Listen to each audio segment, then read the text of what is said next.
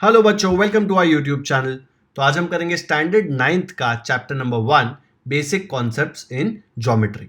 इसका practice set 1.1 मैंने already upload कर दिया है और प्रैक्टिस सेट 1.2 का भी फर्स्ट पार्ट मैंने अपलोड कर दिया है। अगर आपने नहीं देखा है तो उसका लिंक डिस्क्रिप्शन में दिया हुआ है, आप जाके देख सकते हैं ताकि आपका बेसिक कॉन्सेप्ट्स क्लियर हो जाए।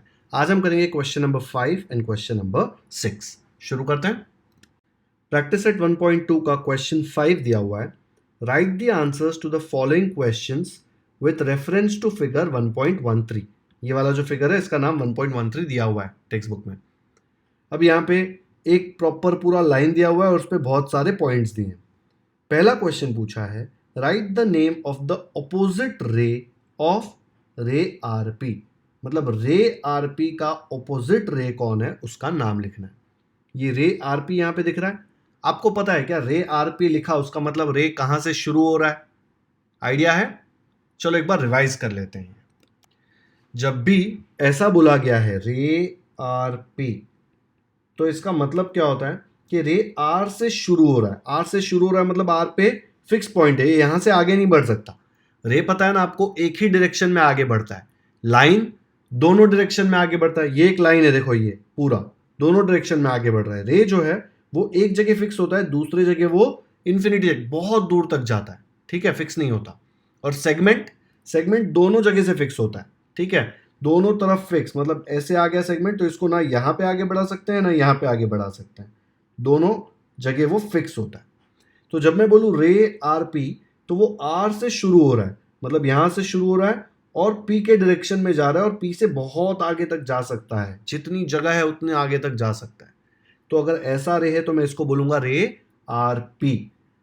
दूसरा रे पी आर कैसे आएगा? रे पी आर ऐसा होगा, पी से शुरू होगा और आर के डायरेक्शन में जाएगा एंड आर से वो आगे भी जा सकता है। तो रे आर पी ऐसा होता है, आर से शुरू होता है और पी के डायरेक्शन में बहुत दूर इन्फिनिटी तक जा सकता है। इन्फिनिटी मतलब कहाँ खत्म होगा हमको पता ही नहीं है। और रे पी आर, पी से शुरू होगा आर के डायरेक्शन में जाएगा और वो भी इन्फिनिटी तक जाएगा। तो रे आर पी ऐसा दिखेगा एंड रे पी आर ऐसा दिखेगा, दोनों अलग होता है। बच्चों अगर मैं सेगमेंट की बात करता ना तो segment P R and segment R P same होता है, करेक्ट। लेकिन जब मैं रे की बात करूंगा तो रे में डायरेक्शन होता है, इसीलिए रे के नाम में अगर आर पी है और दूसरा पी आर है तो दोनों अलग अलग रेज हैं। नाम में याद रखना है, अगर आर पी लिखा है पहले आर लिखा है ना, मतलब आर से शुरू होगा और पी की तरफ जाएगा। ठीक है, ऐसे जाएगा। और यहाँ पे देखो पी से लिखा है और आर ना, तो पी से शुरू होगा आर के डायरेक्शन में जाएगा। देखो पी से शुरू हो रहा है, आर के डायरेक्शन में जा रहा है। ओके, तो दोनों में डिफरेंस समझ में आ गया ना। सेगमेंट याद है क्या होता है? चलो एक काम करते हैं, सेगमेंट लाइन सब कुछ रिवाइज कर लेते हैं। तो यहां पे देख लो, ये देखो ये लाइन है ना, लाइन दोनों डायरेक्शन में इन्फिनिटी तक जाती है। कितनी भी दूर लेके जा सकते हो इसको, मैं और आगे ले जा सकता हूँ बहुत दूर तक, इसको भी इधर ले जा सकता हूँ, खत्म ही नहीं होगा। ठीक है, इसको नाम क्या देते हैं? Line A B. और इसको लाइन बी ए भी बोल सकते हैं। यहाँ पे इसको मैं बोल सकता हूँ लाइन बी ए बी बोलो या बी ए बोलो, कोई फर्क नहीं पड़ता। रे में फर्क पड़ता है, रे में इसको मैं पी आर नहीं बोल सकता, रे में मुझे इसको आर पी ही बोलना पड़ेगा, इसको रे पी आर ही बोलना पड़ेगा। ठीक है, लाइन में कोई फर्क नहीं पड़ता। रे एक डायरेक्शन में इन्फिनिटी तक जाता है, लाइन दोनों डायरेक्शन में इन्फिनिटी तक जाता है। ठीक है, नेक्स्ट है सेगमेंट। सेगमेंट दोनों जगह एंड पॉइंट्स होता है, ना इसके आगे बढ़ सकता है ना इसके आगे बढ़ सकता है। ये इतना यही वाला पार्ट है, खत्म हो जाता है यहाँ पे। इसको आप सेगमेंट सी डी बोलो या सेगमेंट डी सी बोलो, कोई फर्क नहीं पड़ता। ठीक है, नेक्स्ट है ऑपोजिट रेज। आप ये वाला पार्ट हाइड कर दो, सिर्फ ये देखो एक्स जेड। तो ये रे जो है एक्स से शुरू हो रहा है और जेड की तरफ इन्फिनिटी पे जा रहा है ना, तो मैं बोल सकता हूं ये क्या है? रे एक्स जेड। ठीक है, ये जो ग्रीन कलर का है ये बन जाएगा अपना रे एक्स जेड। बाद में इधर देखो, ये वाला जो है इसको भी हाइड कर दो। ये x से शुरू हो रहा है और y की तरफ इन्फिनिटी में जा रहा है, दिख रहा है, तो इसको बोलूंगा रे एक्स वाई। ठीक है, ये बन जाएगा अपना रे एक्स वाई। ये दोनों रे में क्या कॉमन है? ये एंड पॉइंट जो है x, ये वाली जो रे है वो यहाँ पे खत्म हो रही है, आप बोल सकते हैं यहाँ से शुरू होकर आगे जा रही है, और ये वाली जो रे है यहाँ से शुरू हो रही है। ठीक है, उनका एंड पॉइंट जो है वो सेम है। ये दोनों एक साथ मिल जाए, रे एक्स वाई और रे एक्स जेड दोस्त बन जाए तो क्या होगा? ये पूरी चीज मिल जाएगी हमको, उसको मैं क्या बोल सकता हूँ? Line Y Z. क्योंकि यहाँ पे भी ये इन्फिनिटी तक जा सकता है, यहाँ पे भी इन्फिनिटी तक, दोनों तरफ इन्फिनिटी मतलब लाइन। तो इसको मैं बोल सकता हूँ लाइन वाई जेड या फिर लाइन जेड वाई। दो रेज, ऑपोजिट रेज कंबाइन करके एक लाइन बना देती है। ठीक है, ये क्या है, ऑपोजिट रेज एक ही पॉइंट से स्टार्ट होके ऑपोजिट डायरेक्शंस में जा रही है इन्फिनिटी तक, और दोनों मिलके एक लाइन बना देंगी। ओके, इनका कॉमन पॉइंट कौन सा है, ये वाला पॉइंट x। ठीक है, चलो ये कॉन्सेप्ट्स यूज करके क्वेश्चन नंबर 5 को सॉल्व करते हैं। तो क्वेश्चन 5 में बोला है ये फिगर देखो और क्वेश्चंस दिए उनका आंसर देना। उसमें फर्स्ट क्वेश्चन है write the name of the opposite ray of ray R P. ये आर पी एक रे है, दिख रहा है, इसकी ऑपोजिट रेज बतानी है। ऑपोजिट रे कैसी होती है, ये रे आर पी कहां से शुरू हो रहा है, आर से शुरू हो रहा है ना, तो इसका ऑपोजिट रे भी आर से ही शुरू होगा। देखो यहां पे जाएगा, ये आर एस बोल सकता हूं इसको, ठीक है, क्योंकि आर से शुरू हो रहा है, एस की तरफ जा रहा है इन्फिनिटी पे, तो मैं बोलूंगा रे आर एस। या फिर मैं इसको इग्नोर करके टी के भी आगे जाऊंगा, तो यहां पे देखो आर से टी की तरफ जा रहा है, तो रे आर टी भी रे आर पी के ऑपोजिट डायरेक्शन में है ना। तो रे आर पी के दो ऑपोजिट रेज दिख रहे हैं मुझे, रे आर एस या फिर मैं बोल सकता हूं रे आर टी। ठीक है, तो इसका आंसर कैसे लिखेंगे, ऐसे आ जाएगा इसका आंसर। मैंने क्या किया, ये आर पी हमको दिया हुआ था ना, उसके ऑपोजिट में देखो ये एरो बनाया, तो ये है आर एस। ये आपको एरो बनाने की जरूरत नहीं है, सिर्फ आपके समझने के लिए बनाया मैंने। और रे आर टी भी उसके ऑपोजिट डायरेक्शन में, देखो ऑपोजिट मतलब ऑपोजिट डायरेक्शन। तो आंसर में आप लिख सकते हैं रे आर एस और ray R T are opposite rays of ray R P. आया समझ में? वीडियो पॉज करके देख लो एक बार, आपके नोटबुक में लिख लो। सेकेंड क्वेश्चन करते हैं। सेकेंड क्वेश्चन दिया है write the intersection set of रे पी क्यू एंड रे आर पी। पी क्यू से एक ऐसे जाएगा पी क्यू, ठीक है, रे पी क्यू बोला है, एंड रे आर पी ऐसे जाएगा। तो इन दोनों का इंटरसेक्शन, इंटरसेक्शन मतलब दोनों में कॉमन क्या आ रहा है। यहां पे देखो P और Q जो है वो दोनों में कॉमन आ रहा है, दिख रहा है। एक बार फिर से देखो अच्छे से, आपके लिए मैंने शेड कर दिया ये। उसने बोला इंटरसेक्शन सेट ऑफ रे पी क्यू एंड रे आर पी। पी क्यू ऐसा रे होगा, ठीक है, और आर पी कैसा होगा, देखो आर से शुरू होगा पी की तरफ जाएगा। उसने बोला इंटरसेक्शन, सेट्स का चैप्टर मैंने जब सिखाया आपको अलजेब्रा मैथ्स 1 में, तब इंटरसेक्शन सिखाया था ना। इंटरसेक्शन का मतलब कॉमन। तो देखो मैंने कलर्स यूज करे हैं, रे आर पी के लिए रेड कलर और रे पी क्यू के लिए ग्रीन कलर। कॉमन कहाँ पे हो रहा है, दोनों मिल कहाँ पे रहे, देखो यहाँ पे मिल रहे हैं, देखो यहाँ से यहाँ तक पूरे मिल रहे हैं ना। तो अगर मैं ऐसा बनाऊं तो ये क्या है, ये पी से शुरू हो रहा है और क्यू के डायरेक्शन में इन्फिनिटी तक जा रहा है, तो ये क्या है, रे पी क्यू। तो इनका इंटरसेक्शन मुझे आ रहा है रे पी क्यू। इंटरसेक्शन मतलब कॉमन। देखो ये रेड वाला जो है वो है रे आर पी, फिर ये जो ग्रीन वाला है उसके नीचे वो है रे पी क्यू। दोनों का इंटरसेक्शन मतलब दोनों का कॉमन। देखो यहाँ पे ये वाला पार्ट जो है दोनों में आ रहा है, कॉमन आ रहा है, तो इसका नाम है रे पी क्यू, क्योंकि पी से शुरू हो रहा है और क्यू के डायरेक्शन में इन्फिनिटी तक जा रहा है, इसलिए इसका आंसर आ गया रे P Q. Okay, video pause कर लो। बार बार फिगर बना के ऐसे लेबल करोगे ना तो आपको आगे जाके भी बहुत आसानी होगी। अभी मैं सिखा रहा हूँ तो इजी लग रहा है, हो सकता है आप 1 महीने बाद जब एग्जाम के पहले निकाल के देखो तो आपको लगेगा कि ये तो मेरे को आता ही नहीं। इसलिए अलग से डायग्राम बनाओ और एक क्वेश्चन हर एक के लिए एक अलग अलग डायग्राम बना के डायग्राम में लेबल कर दो ताकि आपको ईजी लगे। नेक्स्ट करते हैं। थर्ड क्वेश्चन दिया है write the union set of segment P Q and segment Q are. Segment मतलब एंड पॉइंट्स होते हैं ना, लेफ्ट साइड में इन्फिनिटी तक जाएगा ना, राइट साइड में कहीं पे भी इन्फिनिटी तक नहीं जाएगा। जो पॉइंट्स दिए पी क्यू वहीं पे खत्म होगा। तो सेगमेंट पी क्यू ये वाला आएगा, इतना सा ही, आगे नहीं बढ़ेगा, यहाँ पे भी आगे नहीं बढ़ेगा, सिर्फ पी से लेके क्यू तक। दूसरा बोला है सेगमेंट क्यू आर, देखो क्यू यहाँ पे है, आर यहाँ पे, यहाँ तक। यूनियन मतलब दोनों दोस्त, दोनों दोस्त बनेंगे तो दोनों में जो है वो सब कुछ आ जाएगा। तो कितना आ रहा है, देखो क्यू से लेके आर तक का जो पार्ट है वो दोनों में आ रहा है, दोनों मिला के उतना ही आ रहा है ना, क्योंकि पी क्यू तो क्यू आर में ऑलरेडी था, उतने में ही था। तो ये शेडेड रीजन जो है, क्या है शेडेड रीजन, क्यू आर या R Q, segment Q R या सेगमेंट आर क्यू, दोनों में से कुछ भी नाम दे सकते हो इसको। तो इसका आंसर आ जाएगा सेगमेंट क्यू आर। यूनियन मतलब फ्रेंडशिप, दोनों को मिला के जो आता है वो। तो अगर मैं दोनों को ऐड कर दूंगा, कैसे, देखो सेगमेंट पी क्यू एंड ये क्या है क्यू आर, ये क्यू से लेके आर तक। ऐड मतलब ऐसे मत सोचो कि ये तो 2 बार ऐड हो रहा है, दो बार ऐड हो रहा है, जो कॉमन है वो तो एक ही बार आएगा, ठीक है, तो वो एक ही बार आएगा। तो शेडेड रीजन कौन सा है, देखो सेगमेंट क्यू से लेके आर तक, तो उसको नाम दे दूंगा सेगमेंट क्यू आर। तो यूनियन क्या है दोनों का, सेगमेंट क्यू आर। और सेगमेंट क्यों बोल रहे हैं, बिकॉज एंड पॉइंट है ना, आगे नहीं जा रहा है, इसके भी आगे नहीं जा रहा है, ठीक है। तो इसका आंसर कैसे लिखेंगे, ऐसे आएगा, सेगमेंट पी क्यू को मैंने देखो ग्रीन लाइन से बनाया पीछे, और सेगमेंट क्यू आर ये रेड वाला है, यहां से लेके यहां तक, दोनों का यूनियन मतलब दोनों में जो कॉमन है वो तो एक ही बार आएगा और बाकी दोनों ऐड हो जाएंगे, तो ये पूरा सेगमेंट आ जाएगा। तो क्यू पे और आर पे एंड पॉइंट है, तो मैं इसको नाम क्या दे सकता हूं, सेगमेंट क्यू आर। आप आर क्यू भी लिख सकते हो, दोनों करेक्ट मिलेगा। आया समझ में? चलो नेक्स्ट क्वेश्चन करते हैं। फोर्थ क्या बोल रहा है वो, state the rays of which segment Q R is a subset. Segment Q R किसका किसका सबसेट है, कौन से रेज का, ये आपको बताना है। सेगमेंट क्यू आर आपको दिख रहा है, सेगमेंट क्यू आर, ये फिगर में आपको कंफ्यूजन होगा, वापस फिगर बना रहा हूं मैं। ये देखो सेगमेंट क्यू आर, ये कौन सी रेज का सबसेट है, आपको ये बताना है। रे मतलब एक डायरेक्शन फिक्स, दूसरी जगह वो इंफिनिटी तक जाता है, उसको बोलते हैं रे। तो कौन से रेज में ये वाला सेगमेंट आता है, कमेंट सेक्शन में मुझे बताएंगे क्या, आंसर देना है मुझे कमेंट सेक्शन में। चलो मैं बताता हूं क्या है।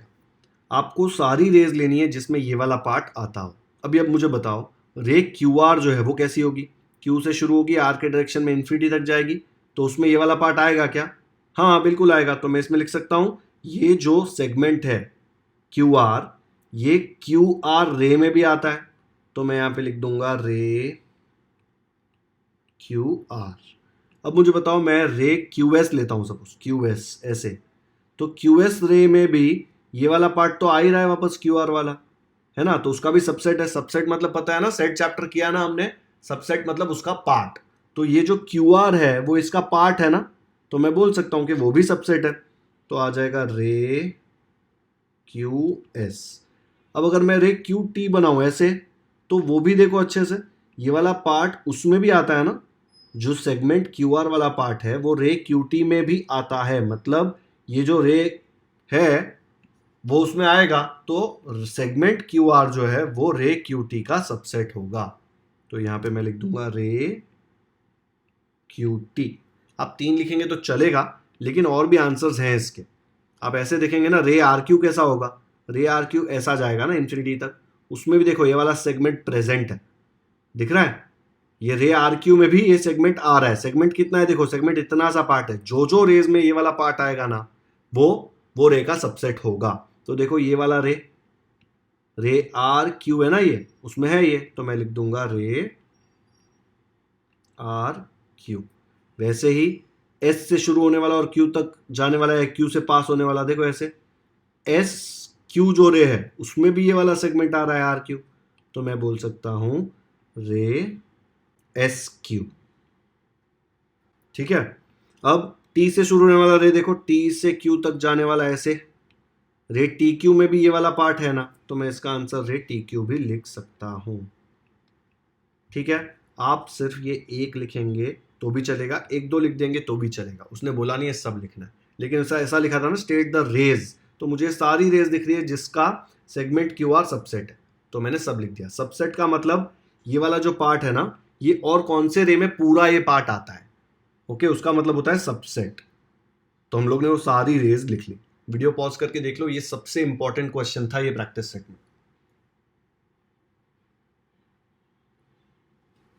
नेक्स्ट करते हैं। फिफ्थ क्वेश्चन पूछा है, write the pair of opposite rays with common end point R. End point R होना चाहिए और आपको ऑपोजिट रेज बतानी है। ऑपोजिट रेज पता है ना, आर से शुरू होने वाली ऑपोजिट रेज ऐसी होगी ना, एक इस तरफ जाएगी एक इस तरफ जाएगी, तो आपको पेयर ऑफ ऑपोजिट रेज लिखना है। क्लियरली देख के समझ में आ रहा है, देखो यहाँ पे ये एक हो गया आर पी और ये हो गया आर एस। आर पी और आर एस दोनों देखो आर पे एंड हो रहे हैं, तो आर पी और आर एस क्या हो जाएंगे, ऑपोजिट रेज, ओके। तो एक पेयर मैंने बता दिया। वैसे ही आप देखो आर क्यू और आर टी ये भी ऑपोजिट डायरेक्शन में जा रहे हैं ना, तो R Q and R T are also opposite rays. तो इसका आंसर कैसे लिखेंगे, मैं इसमें लिख सकता हूं रे आर पी एंड रे आर एस, ठीक है। कॉमन एंड पॉइंट आर है इसका, यहाँ पे दिख रहा है ना, आर एंड पॉइंट है इसलिए आर पहले आ रहा है। मैं ये भी तो लिख सकता हूँ R Q and R T, ये भी एक पेयर ना, पेयर लिखना है, पेयर मतलब जोड़ी। तो रे आर क्यू एंड रे आर टी, ये भी एक पेयर। आपको सिर्फ एक पेयर लिखना है, मैंने दो दिए हैं क्योंकि दिख रहे हैं, और भी ऑपोजिट पेयर्स हैं लेकिन दो ठीक है। आप ये एक ही लिख के आओगे एक पेयर, तो भी आपको फुल मार्क्स मिलेंगे, ठीक है। नेक्स्ट देखो, sixth question, write any two rays with common end point S. कैसे आएगा ये? ऐसे लिख सकता हूं ना, एस को कॉमन एंड पॉइंट बना दिया, मैं बोल सकता हूं S R and S T, ये दो रेज का कॉमन एंड पॉइंट एस है ना, तो मैं लिख सकता हूं रे एस आर एंड रे S T. Common end point होना चाहिए दोनों का, ठीक है। तो ये इसका हो गया। नेक्स्ट उसने बोला है write the intersection set of रे एस पी एंड रे एस टी। एस पी और एस टी का इंटरसेक्शन सेट, फिर से फिगर बना रहा हूं मैं। एस पी देखो ऐसे जाएगा, और एस टी, ये दोनों में क्या कॉमन है? इंटरसेक्शन का मतलब क्या होता है? इंटरसेक्शन का मतलब होता है कॉमन। दोनों में क्या प्रेजेंट है? ऐसा कौन सा पार्ट है जो रे एस पी में भी है और रे एस टी में भी है? ये एक ही पॉइंट है एस, जो दोनों में है। देखो एस पी में भी पॉइंट एस है और एस टी में भी पॉइंट एस है, बाकी कुछ भी ऐसा है जो दोनों में है। दोनों कलर्स कहाँ पे मिल रहे हैं? सिर्फ यहाँ पे मिल रहे हैं। तो ये जो एस पॉइंट है ना, वो उसका इंटरसेक्शन है, ठीक है। तो मैं यहाँ पे लिख सकता हूं पॉइंट एस। ये इसका आंसर है सेवेंथ का। ये भी बहुत इंपॉर्टेंट क्वेश्चन है, आप बनाएंगे ना फिगर तो आपको क्लियरली समझ में आ जाएगा। इंटरसेक्शन पूछा है ना, इंटरसेक्शन मतलब रे एसपी में भी होना चाहिए, रे एसटी में भी होना चाहिए, दोनों में प्रेजेंट होना चाहिए। ये एक ही पॉइंट है जो दोनों में प्रेजेंट है, एसपी में भी और रे एसटी में भी। पॉइंट एस जो है वो दोनों में प्रेजेंट है, इसलिए वो इंटरसेक्शन है। वीडियो पॉज करके आपके नोटबुक में लिख लो जल्दी से। नेक्स्ट करते हैं। क्वेश्चन नंबर 6 में दिया है answer the questions with the help of figure 1.14। ये फिगर 1.14 में नंबर लाइन जैसा कुछ दिया हुआ है, इसको देख के हमें आंसर्स करने, किसके? ये क्वेश्चंस के। State the points which are equidistant from point B. Equidistant का मतलब क्या? इक्वी मतलब इक्वल, डिस्टेंट मतलब डिस्टेंस, मतलब पॉइंट बी से इक्वल डिस्टेंसेस पे कौन से पॉइंट्स हैं। ये रहा अपना पॉइंट बी, इससे इक्वल डिस्टेंस पे कौन से पॉइंट्स है वो आपको बताना है। तो equidistant from point B निकालने के लिए हम क्या करेंगे? बी से काउंट करो। देखो ये वाला पॉइंट 1 डिस्टेंस पे है, ये वाला पॉइंट 2 डिस्टेंस पे है, तो मैं आपकी कन्वीनियंस के लिए यहाँ पे नीचे नंबर लिख रहा हूँ। देखो ये पॉइंट 1 डिस्टेंस पे है, ये 2 पे है, ये 3 पे है, ये 4 पे है, ठीक है। ये डिस्टेंस जो दिख रहा है बी से 1, बी से 2, बी से 3, बी से 4।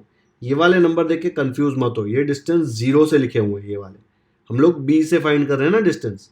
तो 1 2 3 4, ठीक है।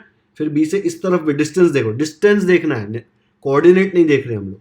इस तरफ जब हम करेंगे तो क्या आएगा?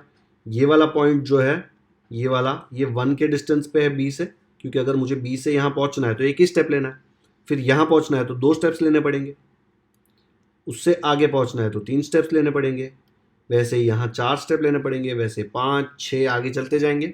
उसने बोला है इक्वी डिस्टेंट कौन से हैं। ये पॉइंट देखो, ये पॉइंट बी से 2 के डिस्टेंस पे है, यहाँ पे ये वाला पॉइंट ए, ये भी 2 के डिस्टेंस पे। तो मैं बोल सकता हूँ point A and point C are equidistant from point B. बोल सकता हूँ ना, पॉइंट सी भी 2 के डिस्टेंस पे है और पॉइंट ए भी 2 के डिस्टेंस पे है पॉइंट बी से। ये बहुत इंपॉर्टेंट है, पॉइंट बी से पूछा है, ठीक है। नेक्स्ट देखो, आगे बढ़ो। ये v जो है वो 3 के डिस्टेंस पे है, यहाँ पे 3 के डिस्टेंस पे पॉइंट है लेकिन उसका नाम नहीं है तो हम नहीं लिख सकते। फिर पॉइंट d जो है वो 4 के डिस्टेंस पे है, किससे? b से। यहाँ पे 4 के डिस्टेंस पे पॉइंट p है, तो मैं बोल सकता हूँ point d and point p are also equidistant from point b। तो कैसे लिखेंगे इसका आंसर? इसका आंसर ऐसे लिखना पड़ेगा, जो पॉइंट c है एंड पॉइंट a है, distance between points B C कितने स्टेप्स है? 1 2, and distance between points B A 1 2, ठीक है। दोनों डिस्टेंसेस 2 है, इसीलिए point C and point A are equidistant from point B, B से सेम दूरी पर है। अगर कोई लड़का यहाँ पे खड़ा है, वो 2 स्टेप इधर चलेगा तो सी पे पहुंचेगा, अगर 2 स्टेप इधर चलेगा तो ए पे पहुंचेगा। दोनों जगह उसको 2-2 स्टेप लेने पड़ रहे हैं ना, मतलब बी से सी की दूरी एंड बी से ए की दूरी जो डिस्टेंस है वो सेम, ठीक है, इसलिए वो दोनों पॉइंट इक्वी डिस्टेंट है। वैसे ही अगर कोई लड़का बी पे खड़ा है, वो 4 स्टेप लेके डी पे पहुंचेगा। देखो 1 2 3 4, वो इस तरफ 4 स्टेप लेगा तो कहां पहुंचेगा, 1 2 3 4 पी पे पहुंचेगा। तो बी से 4 स्टेप लेगा तो डी भी पहुंच सकता है, 4 स्टेप लेगा तो पी पे भी पहुंच सकता है। तो पॉइंट डी एंड पी भी इक्वी डिस्टेंट है बी से। लिखेंगे कैसे, distance B D and distance B P, दोनों डिस्टेंस 4 है, इसीलिए therefore point D and point P are equidistant. Equidistant का मतलब इक्वल डिस्टेंस पे है। ओके, वीडियो पॉज करके देख लो एक बार, इजी है, लेकिन इक्वी डिस्टेंट का मीनिंग शायद आप भूल गए होंगे, पहले सिखाया होगा तो। ये आप एग्जाम में लिखना मत, नंबर नीचे, ये आपके रेफरेंस के लिए, आपके कन्वीनियंस के लिए मैंने लिखे हुए हैं। नेक्स्ट करते हैं। सेकेंड क्वेश्चन पूछा है, right a pair of points equi distant from point Q. ये वाला पॉइंट क्यू दिया है, देखो वो वाले पॉइंट से इक्वल डिस्टेंस पे कौन से पॉइंट्स है वो आपको फाइंड करना है। तो स्टेप्स लिख के देखते हैं। देखो क्यू से एक कदम इस तरफ चलूंगा तो एल आ जाएगा, एंड क्यू से एक कदम इस तरफ चलूंगा तो यू आ जाएगा, ठीक है।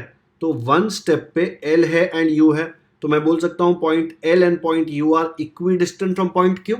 तो आंसर कैसे लिखेंगे, ऐसे लिखेंगे answer, distance Q L and distance Q U, दोनों देखो 1 स्टेप है तो इक्वल टू 1, देयरफॉर मैं बोल सकता हूं point L and point U, point L and point U, Q से मेजर करें ना दोनों का डिस्टेंस, तो point L and point U are equidistant from point Q, ठीक है। वैसे ही अब क्यू से 2 स्टेप लो, 1 2, 2 स्टेप में पी आ जाता है ना, तो मैं यहाँ पे 2 लिख रहा हूं, फिर 2 स्टेप इस तरफ लो, 1 2, 2 स्टेप पे आर आ जाता है, तो 2 के डिस्टेंस पे P है एंड यहाँ के 2 के डिस्टेंस पे R है, इक्वल डिस्टेंस है ना 2, तो इसका आंसर कैसे लिखेंगे, point P and point R are equidistant from point Q। तो इसका ऐसे आ जाएगा, डिस्टेंस बिटवीन पॉइंट्स QP, ये यहाँ से यहाँ तक, एंड QR, यहाँ से यहाँ तक, दोनों जगह डिस्टेंस कितना है 2, therefore point P and point R are equidistant from point Q, Q से इक्वल डिस्टेंस पे है, ठीक है। देखो यहाँ पे 1 2, 2 स्टेप्स में पी आ गया, 1 2, 2 स्टेप्स में आर आ गया, दोनों 2 स्टेप्स पे है ना, 2 के डिस्टेंस पे, तो इसीलिए क्यू से लेके पी तक 2 एंड क्यू से लेके आर तक भी 2, ओके। तो दोनों इक्वी डिस्टेंट है, आ गया समझ में। चलो नेक्स्ट करते हैं। थर्ड क्वेश्चन है, find distance between points U V. देखो यहाँ पे यू और यहाँ पे v, u का कोऑर्डिनेट भी नहीं दिया है, v का कोऑर्डिनेट भी नहीं दिया है, कोऑर्डिनेट हमको फाइंड करना है नंबर लाइन पे देखकर, बहुत इजी है। वैसे ही 3 और क्वेश्चंस पूछे हैं, ठीक है। अब देखो u का कोऑर्डिनेट क्या आएगा, इस तरफ से ऐसे जा रहे हैं ना, देखो -2 -3 ऐसे जाएगा, देखो 0 -1 -2 -3 -4 -5, तो u पे -5 आएगा, ठीक है। वैसे ही मैं इस तरफ जाऊंगा तो क्या आएगा, 1 2 3 4 5 6, तो देखो मैंने यहाँ पे कोऑर्डिनेट्स लिख दिए, 0 1 2 तो ऑलरेडी था, 3 4 5 6। वैसे लेफ्ट साइड में जाएंगे तो क्या आएगा, -1 -2 ऑलरेडी है, -3 -4 ऑलरेडी है, -5 ऐसे आएगा।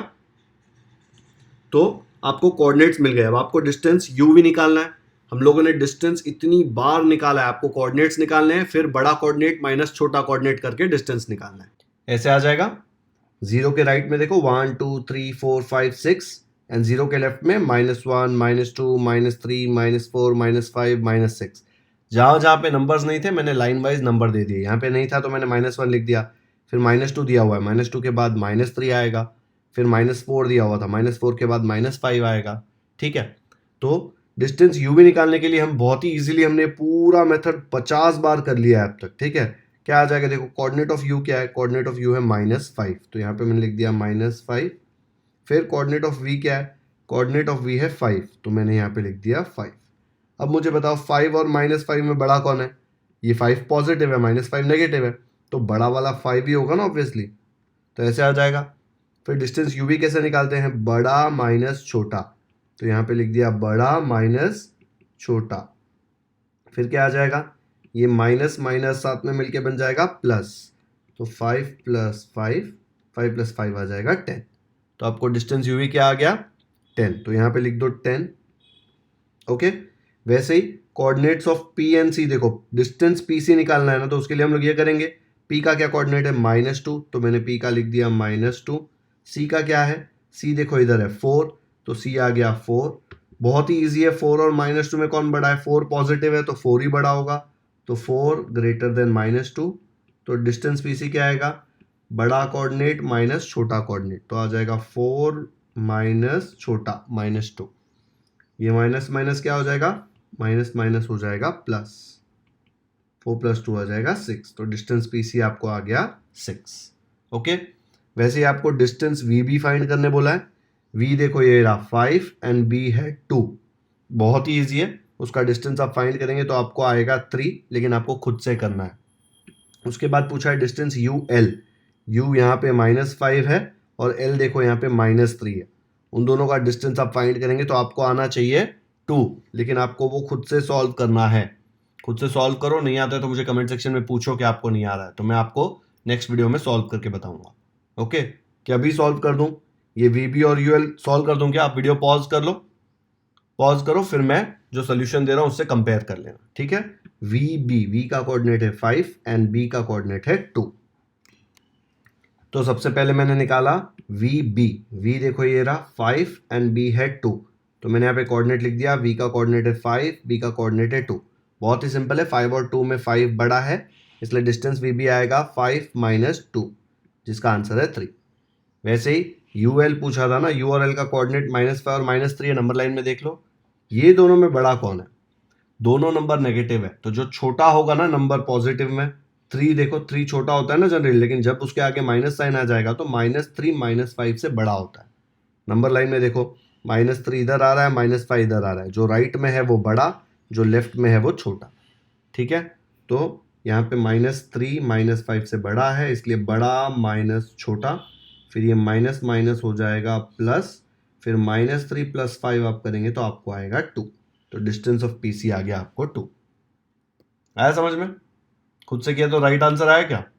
एक बार ये पूरा सोल्यूशन देख लो, चारों डिस्टेंसेस हमने कैलकुलेट कर लिए हैं, ऐसे बहुत से डिस्टेंसेस हमने ऑलरेडी कैलकुलेट किए हुए हैं, आपको प्रॉब्लम नहीं होना चाहिए इसमें। ओके, वीडियो पॉज करके देख लो या फिर स्क्रीनशॉट ले लो इसका। डन। तो बच्चों आज का ये वीडियो यहीं पे खत्म होता है। आज के इस वीडियो में हमने क्वेश्चन नंबर 5 का 1 2 3 4 5 6 7 सब सॉल्व किया, एंड क्वेश्चन नंबर 6 उसका 1 2 3 किया। 3 में मैंने ये दो कराया आपको और ये दोनों होमवर्क दिया। ओके, तो इसी के साथ अपना प्रैक्टिस सेट 1.2 भी खत्म होता है। प्रैक्टिस सेट 1.2 का एक और वीडियो मैंने ऑलरेडी अपलोड कर दिया है, अगर आपने वो नहीं देखा है तो डिस्क्रिप्शन में लिंक दिया हुआ है, वो भी देख लीजिए और पूरा प्रैक्टिस सेट 1.2 खत्म कर दीजिए। अगर आपको ये वीडियो पसंद आया हो तो इसे लाइक जरूर करें, इसका लिंक अपने दोस्तों के साथ व्हाट्सएप पर शेयर करें ताकि उनको भी प्रैक्टिस सेट 1.2 अच्छे से समझ में आ जाए। अगर आपने हमारे चैनल को अब तक सब्सक्राइब नहीं किया है तो सब्सक्राइब करना ना भूले, क्योंकि हम ऐसे ही सारे प्रैक्टिस सेट के डिटेल्ड सॉल्यूशंस इजी वे में अपलोड करते रहेंगे। बेल आइकन पर भी क्लिक कर दीजिए ताकि हम जब भी कोई नया वीडियो अपलोड करें आपको नोटिफिकेशंस मिलते रहें और आप कोई भी इंपॉर्टेंट लेक्चर्स मिस ना करें। कमेंट सेक्शन में मुझे जरूर बताएं कि आपको ये वीडियो कैसा लगा। Thank you so much for watching this video.